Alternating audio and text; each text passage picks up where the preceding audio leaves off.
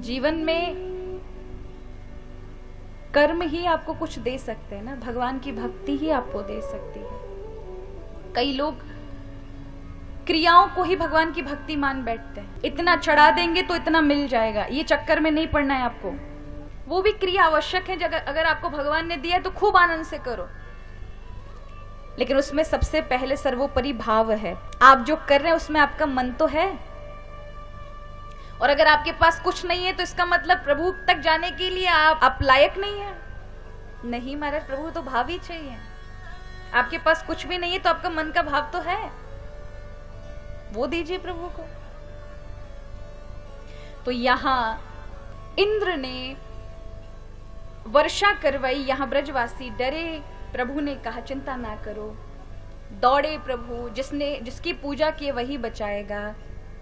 और इत्युक्तवे केन हस्तेन कृत्वा गोवर्धनाचलम, भगवान ने 7 वर्ष की आयु में 21 किलोमीटर के विशाल गिरिराज पर्वत को अपने हाथ से उठाया और सबको नीचे बुला लिया, आ जाओ आ जाओ। पूरा ब्रज नीचे आ गया महाराज। ठाकुर जी ने कनिष्ठ का उंगली पर उसे धारण कर लिया। बोले गिरिराज धरन की जय। अब जैसे ही ठाकुर जी ने ऊपर वो गिरिराज जी धारण किया, सारे ब्रजवासी नीचे आ गए, ग्वाल बाल गैया सब। किसी ने कहा भैया डर नहीं लग रहा? बोले डर किस बात का? बोले नन्हा सा बालक है, हाथ इधर से उधर हो गया, तुम सब दब जाओगे।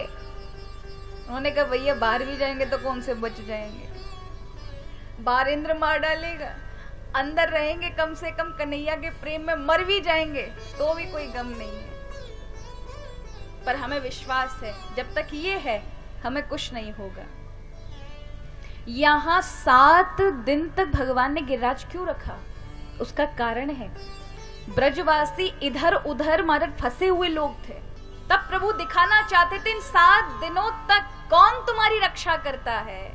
अंत में तुम यही पाओगे कि मैं ही तुम्हारी रक्षा कर रहा हूं। 7 दिन लगे महाराज ये पहचानने में कि जीवन की रक्षा यदि कोई करने में समर्थ है तो वो केवल कन्हैया ही है। सबको बुलाया ब्रजवासियों ने, क्योंकि अभी लाला की दृष्टि थी ना, बेटे की दृष्टि थी, इसलिए अरे बेटा है या को हाथ दुख जाएगा, अरे माई कुल देवी तुम आ जाओ, तुम ही रक्षा करो हमारी, फलाने देवता तुम आ जाओ, तुम भी आ जाओ, तुम भी आ जाओ, तुम भी आ जाओ। अब जो कोई नहीं आए ना हमारे, जो सबको पुकारते हैं, एक को नहीं पुकारते वो हमेशा खाली रहते हैं। जैसे गजेंद्र था, उसने सबको पुकारा, जो हाथी था ना, मगर ले गया था उसको पानी में, कथा आती है भागवत में 8वें स्कंद में। तो सबको पुकारा, गणेश जी को पुकारा उसने, गणपति बचाओ। हाँ, वर्णन आता है कि उसने किसी को नहीं पुकारा, बाद में फिर लक्ष्मी जी ने उसे कहा कि भगवान को पुकार। लेकिन एक बात हमेशा याद रखना, गजेंद्र की कथा से हमें ये पता चलता है कि जब वृद्धावस्था आती है, जब हमारा जोर काम नहीं करता, हम दूसरे के ऊपर निर्भर हो जाते हैं कि बेटा बेटी अब हमारी सहायता करेंगे। जैसे उस गजेंद्र ने फिर दूसरों पर निर्भर हुआ कि मुझे मेरी पत्नी बचाएं, और उसके उपरांत जब सबने साथ छोड़ दिया तो फिर भगवान के भरोसे आ जाते हैं ना, आते हैं ना। जब बेटा बेटी नहीं सुनते, अपना शरीर भी साथ नहीं दे रहा, फिर किसकी अर्ज होती है? ऊपर वाले की। भगवान तुम ही कोई चमत्कार कर दो, फलानी देवी मैया तुम ही कोई कर दो, मैया तुम ही कर दो। हम भी बुढ़ापे में पुकारते हैं गणेश जी तुम आ जाओ। गणपति चलने को तैयार हुए, बातें पहले भगवान शिव जी को बुला रहे, हे भगवान शिव आप ही आ जाओ। भगवान शिव ने सोचा चलो नंदी से चलते हैं, तब तक हे नारायण भगवान आप बचाओ। कितनी सारी जल्दी जगह बदल देते हैं महाराज। अभी बचाने ही जा रहे थे कि महाराज तुरंत महाराज वहां पर देवी जी को बुला लिया, फिर अपने कोई देवी देवताओं को बुला लिया।